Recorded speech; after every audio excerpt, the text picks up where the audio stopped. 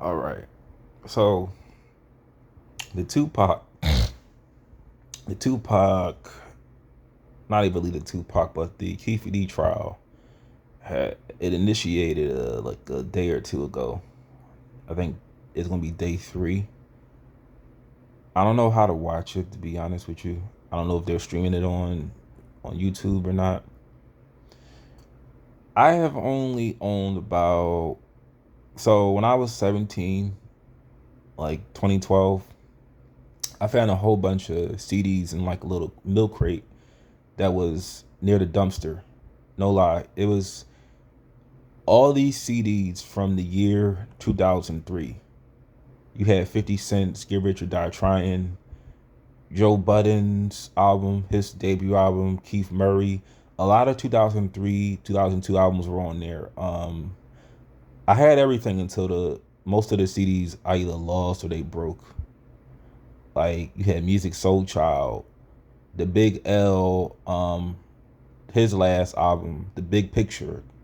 I had that on. I had the actual album. Um, they had the Tupac, so it was the Tupac Resurrection album of his documentary, and it was this Tupac album. I forgot the name of that album, but this song called "Ballad of a Dead Soldier," that song was on there. I'm not a Tupac fan, to be honest with you, because that's not really the time I grew up in.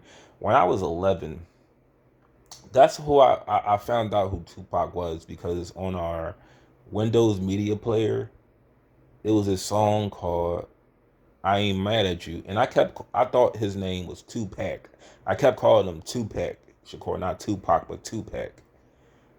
And I remember I had like a little tutor, this lady that lived down the street from me. She would, I dreaded going to her house for tutoring, guys, but she asked me, I had like this assignment where we were going to, I forgot what it was about, but we were going to like use like five historical figures for something, and they wanted me to list people. I think it was this environmental project, right? It was an environmental. It was like a project for like the environment or something, and I had to pick like people, and I just said Tupac, Tupac Shakur. She was like, "Oh, he's dead," and I didn't know he died. You know what? I didn't know he was dead. I thought he was still alive because when Rhapsody, Rhapsody.com, look that up if you want. When I typed him in on Rhapsody, and I may use this picture for the thumbnail. I got a good memory, guys.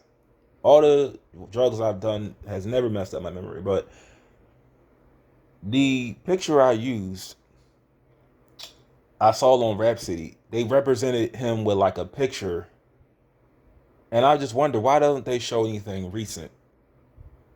Like I would always assume everybody, every musician that looked pretty modern, they were still alive.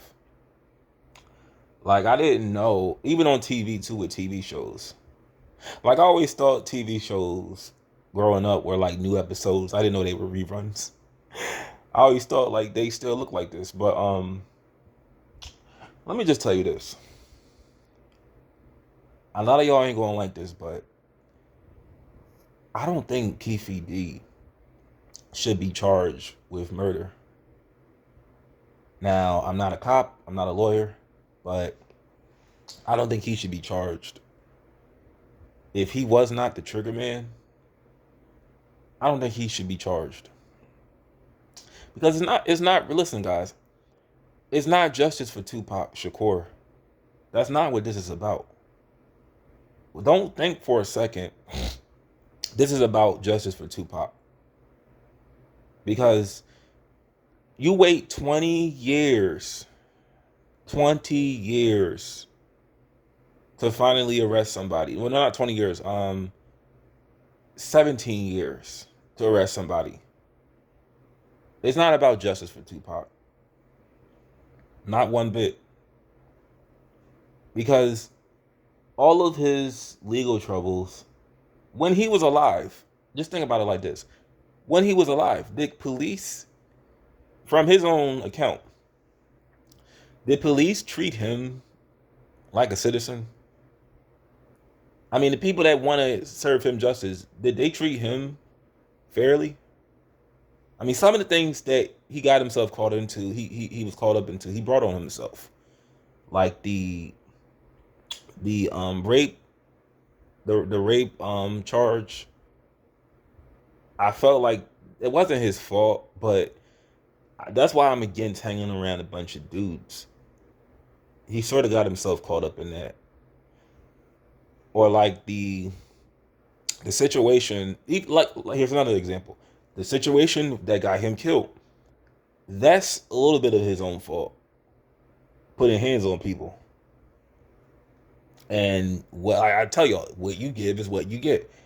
What he received is what he gave. He was on that type of time that day, and somebody else was. And unfortunately, just like how I'm able to live, I'm able to learn from my mistakes. Tupac wasn't allowed to live. He wasn't allowed to learn from his mistakes. But I just don't think this is about justice for Keefe, for Tupac. I think this is payback for, I don't want to say making law enforcement look dumb, but more like he went on all these interviews bragging about being in the car, being an accessory. And like I said, I'm not no lawyer, so I would have thought too, maybe I would have had immunity if I signed a proffer agreement. But from what we know now, a proffer agreement is just, it's valid for that day and that day only, and it can't be used against you that day. Now, if you decide to talk about it after that, after the fact, then you know you could be prosecuted. And I don't think there is no state where there is no state where there's a statute of limitations for murder at all. But I don't know who was the killer. I really don't. And Keefe D, man, like he could have just did like the one interview, and the one Vlad interview, but he just went on like a montage of interviews after interviews after interviews, and that's what got the attention.